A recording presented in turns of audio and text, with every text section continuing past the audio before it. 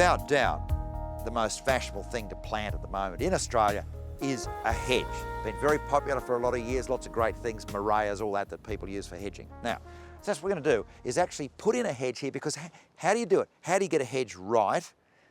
Because, you know, when you think about it, if you put the wrong plant in and one dies, even if the rest of the hedge is perfect, it's like somebody with a front tooth missing. It looks awful. So we've got to select the right plants, then we've got to look at how you space them, how you do it, how do you stop them from dying?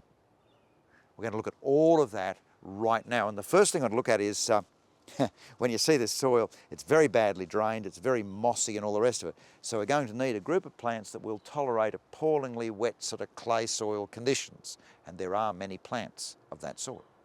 First of all, I dug the area over. Two reasons. One is obviously just to aerate the soil, freshen it up a bit, but secondly to find out what's down there, see what the poor little hedge plants are going to be growing in. Next step, put along some cow manure, but it could be whatever you can get. And then lastly, some compost, and then I'm forking it over yet again. Now this really gives these plants a great start in life.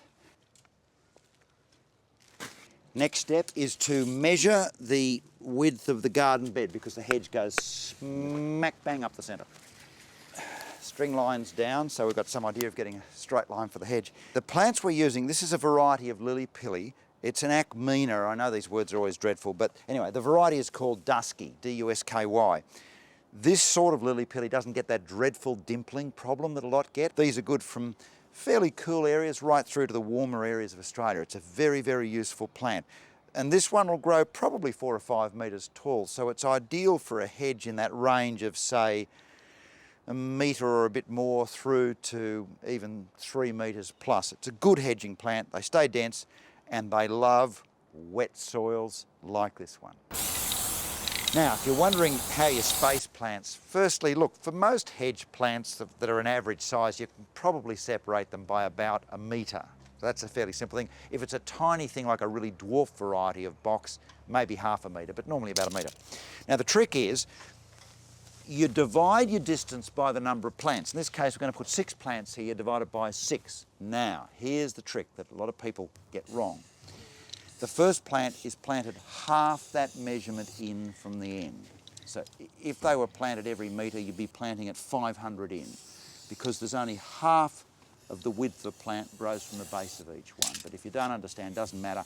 Halfway in here, halfway at the other end, but place the rest the full distance apart. I guarantee it'll work. Now, a little tip for placement. X marks the spot. Each plant goes right there. You'll notice I've extended this line right out, because as soon as I start to dig the hole, you lose where the X is. Notice that? The X is now gone. But this little bit here, this bit here, that there and that there gives you your crosshairs to position the plant.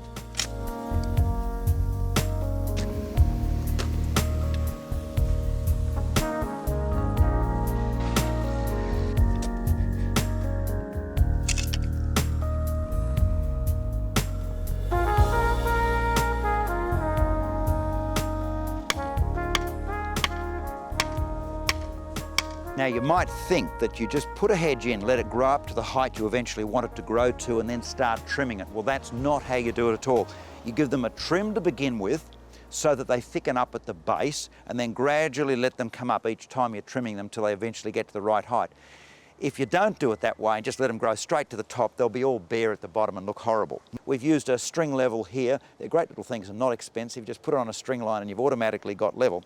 So what we've now got to do is walk through just doing the initial trim.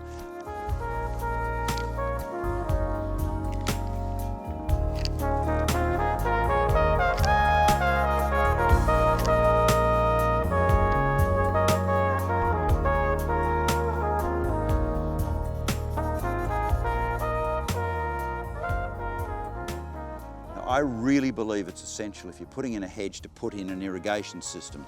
Now, this is one of those netafim dripping systems, which means in at least some areas of drought-stricken Australia, they're still legal. You need to check with your local water authority or whatever, but you must put in irrigation. Even if you can't use it at the moment, if you're putting in a hedge, put in the irrigation, and when the water restrictions permit, you'll be able to use it. And lastly, of course, you put your mulch on top, which we're actually using a sugarcane mulch, which is sort of dusty, but smells good.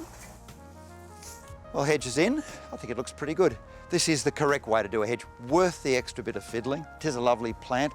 This is a variety of Acmina. They're the best of the lily-pillies. If it starts off with an A, it's A-OK. If it starts off with the S for Syzygium, they're a bit more prone to those diseases and so on. But that was the way to put in hedge. And lastly, this may even be the most important bit of the lot.